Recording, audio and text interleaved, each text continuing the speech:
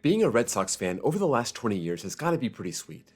4 World Series titles, the most of any team since 1999, and they were all pretty spread out. It started with Pedro Martinez in 1998, Manny Ramirez in 2001, and then David Ortiz in 2003. These core pieces built them to where they needed to be, and once they got the right coach in Terry Francona, they broke the curse and took the title in '04. They've been really up and down since then, reaching the highs of 2007 and 2013, and the lows of 2011 and 2012. That's where it got downright ugly.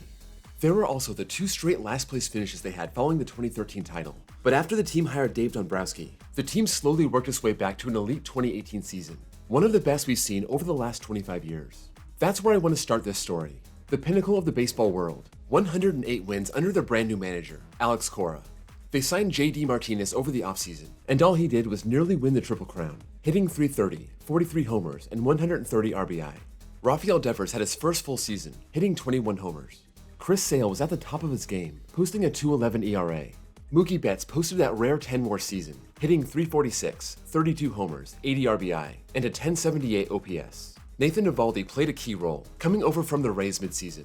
There wasn't a whole lot of drama in their playoff run, dropping only 1 game to the Yankees, 1 game to the Astros, and 1 game to the Dodgers. Nobody was even in the same league as the 2018 Red Sox. This team seemed to have everything together. Alex Cora at the helm, superstars playing at their highest level, a young up-and-coming core, and they came out in 2019 and fell short of their 2018 mark by 24 games. Their over-under reflected a bit of a drop-off, sitting at 93.5, and they were even 10 games below that. Going into 2019, they lost 2 key bullpen arms. Joe Kelly signed with the Dodgers in the offseason, and although his 2018 stats weren't great, he was lights out in the playoffs. 11 1/3 innings, 186 average against, 13 strikeouts, 0 walks, .79 ERA. Craig Kimbrell went to the Cubs following an All-Star 2018 season, 42 saves in 47 tries, .274 ERA. He was a stalwart at the end of the bullpen. The 2018 Red Sox posted a .372 ERA, and that ballooned to a .440 ERA in 2019. This team didn't have a solid closer. 7 different pitchers combining for 33 saves. Brandon Workman getting nearly half of those with 16. If it makes the Red Sox feel any better, Joe Kelly posted a .456 ERA with the Dodgers, and Kimbrell only got 13 saves for the Cubs, sporting a dismal .653 ERA. The rest of the team stayed pretty much intact. However, the performances just weren't there. Chris Sale doubled his .211 ERA.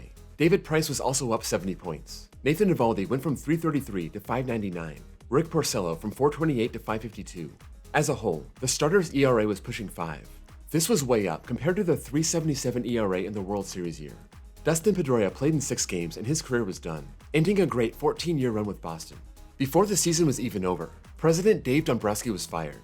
The man who was hired to build a championship in 2015 was able to do so, but Red Sox owner John Henry wanted something different. He wanted a more process-oriented person at the top. He was replaced by Chaim Bloom at the end of October. He spent the last 15 years in the Rays organization, impressing Red Sox ownership with his record of player development, taking note of the Rays' top-tier minor league system. Brian O'Halloran, an executive vice president within the organization, was named the team's general manager at the same time. That 84-78 third-place finish was made even more sour by the news that came out right after the season. The Houston Astros were exposed for using cameras to steal signs during the 2017 season, hitting a trash can to relay signs to the batter. The Astros bench coach in 2017, and a major player in the sign-stealing scheme, was Alex Cora. He was suspended for 1 year by Major League Baseball, and he and the Red Sox decided to mutually part ways. Ron Renicky took over on an interim basis, and the team seemed in disarray. The 2020 season was pushed back to July because of COVID, so there was just a 60-game schedule. Their preseason over-under was 31.5, just barely over 500. Going into this short season, they already traded away their franchise player, Mookie Betts. They knew he was going to test the free agent waters following the 2020 season, and they wanted to get as much back from him as possible. They got a package from the Dodgers that included young Major League star Alex Verdugo, as well as minor league prospects Connor Wong and Jeter Downs. Boston was also able to get rid of David Price in the deal, but that meant they were down 1 pitcher. Well, 2 pitchers. Rick Porcello signed with the Mets. Then Chris Sale had Tommy John surgery in March, and Eduardo Rodriguez came down with COVID, then a case of myocarditis, and he was scratched for the whole season to get his health right. They brought in Martin Perez, who posted a .450 ERA, Chris Mazza with a .480 ERA, and Zach Godley with an .816 ERA. The only starter with an ERA under 4 was Nate Eovaldi, who moved back to being a full-time starter. The entire staff finished 2020 posting a .558 ERA, 28th in baseball. This was after finishing 19th in 2019 and 5th in 2018. Mookie Betts was gone. JD Martinez had a miserable year, but the team's batting average only dropped 4 points, and it still ranked first in the American League. second overall just behind the Mets. That being said, their runs per game dropped from 5.6, good for third in baseball in 2019, down to 4.7 in 2020, only 11th place. They didn't even come close to their 31.5 win projection, finishing 24-36, last place in the AL East. 2019 wasn't good, 2020 was a train wreck, and right after the World Series, Alex Cora was hired back to his old job. Boston came into 2021 with an over-under of 80.5, the same mark the Phillies were getting, and 3 games behind the Angels. This was good for 4th place in the AL East and 15 games behind the Yankees. There wasn't much reason for optimism given their offseason moves.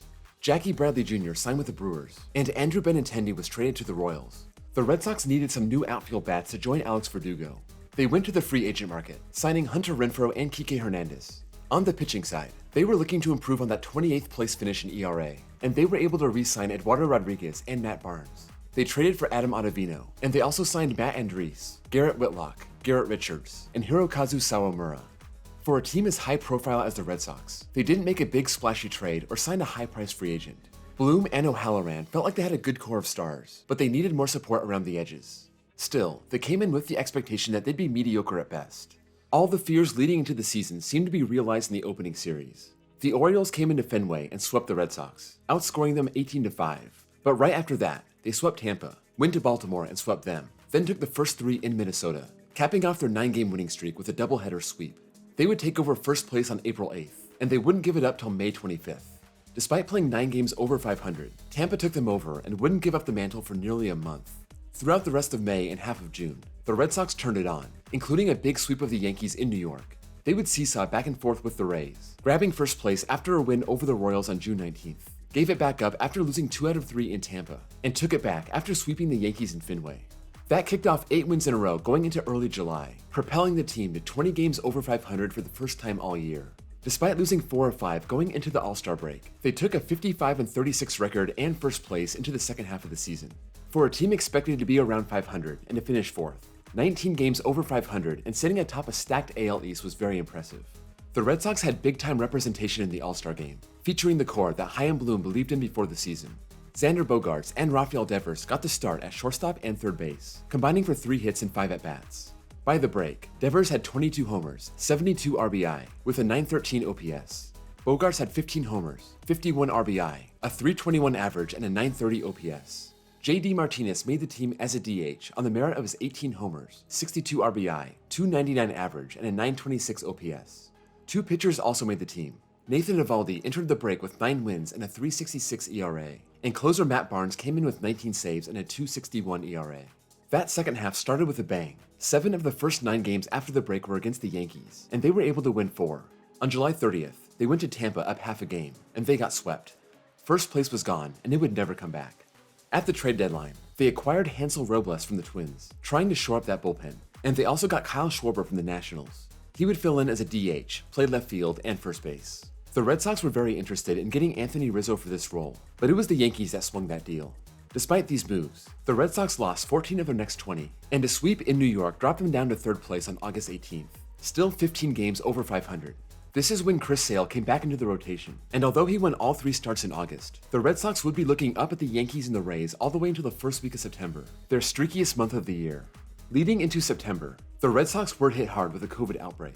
Between August 27th and 31st, 7 players were put on the COVID IL. By September 12th, 12 players and 2 staff members tested positive. The team had to dig deep, relying on their bench players and players off the scrap heap, trying to keep them alive in the playoff hunt. They won 4 to start the month, then dropped 3. 7 wins in a row over Seattle, Baltimore, and the Mets got them back into 2nd place, relying on the power of those yellow City Connect jerseys. They wore them over the last 5 games of that winning streak, not changing out of them until they lost to the Yankees, the first of 3 losses in a row to the Yankees at home, dropping them back to 3rd place. By October, they were still hanging on to 3rd place. Toronto was threatening to send them down to 4th place and out of the playoffs entirely. They went to Washington and took the first 2, and then found themselves down 5-1 in game 162, needing 1 win to clinch the top wildcard spot. Boston dug down, and they found it, scoring 6 runs over the last 4 innings, punching their ticket to the playoffs. 92-70, 8 games back from the first place Rays, but more than 10 games better than their preseason projection.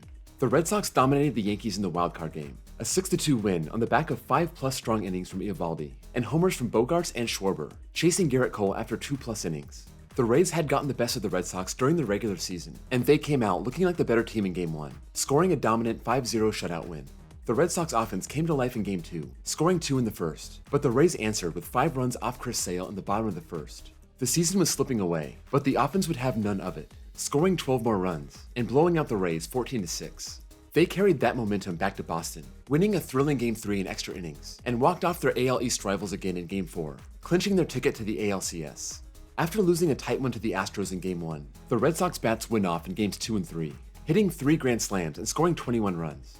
Nick Pivetta and the bullpen looked like they were ready to score a 3-1 series lead, taking a 2-1 lead into the 8th inning of Game 4, but Whitlock, Evaldi, and Perez gave up the lead and then some. This is where the Red Sox magical season ended, collapsing in Games 5 and 6, being outscored 14-1, and watching the Astros celebrate the pennant. As close as they were to taking command of the series, it's not hard to be disappointed with the end result. But 2021 was an improbable season for the Red Sox. Kike Hernandez went from a part-time player with the Dodgers to the team leader in WAR, posting a 4.9, playing exceptional defense, and scoring a 2.1 defensive WAR. The other free agent outfielder, Hunter Renfroe, also had a great season. 31 homers, 96 RBI, an 816 OPS, and a 112 OPS+. He also showed off his cannon of an arm, notching 16 outfield assists. 8 of the 9 starters posted an OPS plus over 100, or over league average, and Kyle Schwarber was outstanding for the Red Sox. In 41 games, he had 7 homers, a 957 OPS, and a 154 OPS+. The team's .262 batting average was 3rd in baseball, and 5.14 runs per game was 4th. Everyone was solid, but nobody stood out as MVP worthy. Devers finished 11th, and Bogarts was right behind him in 13th. As for the pitching staff, Nathan Eovaldi led the way. His .375 ERA got him a 4th place finish in Cy Young voting, and he even got 1 MVP vote. The rest of the main starters landed between 4.5 and 4.87. Nothing great, but it kept their team in the game. Chris Sale only started 9 games after coming back in mid-August, but he was good, posting a .316 ERA. The bullpen was better, posting a collective .399 ERA compared to the starters' .449. Matt Barnes finished with 24 saves and a .379 ERA. Adam Ottavino picked up 11 for himself with a .421 ERA. Sawamura had a .306 ERA.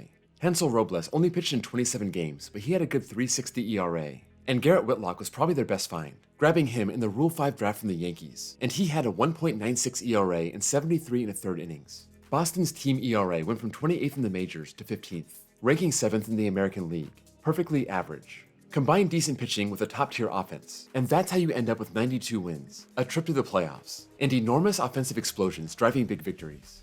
This Red Sox offense wasn't quite up to the level during the Mookie Betts years, but it's close. I say it's close enough. But although the pitching was vastly improved from 2020, and even better than in 2019, they still have a long way to go to match that 2018 team. They're hoping to get a vintage, healthy Chris Sale back, but they do have other issues with their starters. They already lost Eduardo Rodriguez to free agency, and Garrett Richards and Martin Perez are testing the free agent market. Look for the team to fill out that starting rotation going into 2022. That'll be a key factor as Boston continues their current rise back to prominence. Let me know your opinions of the 2021 Red Sox, their rise and fall and rise again from 2018 through today, and any other thoughts you may have on the future of this team. Sound off in the comments below.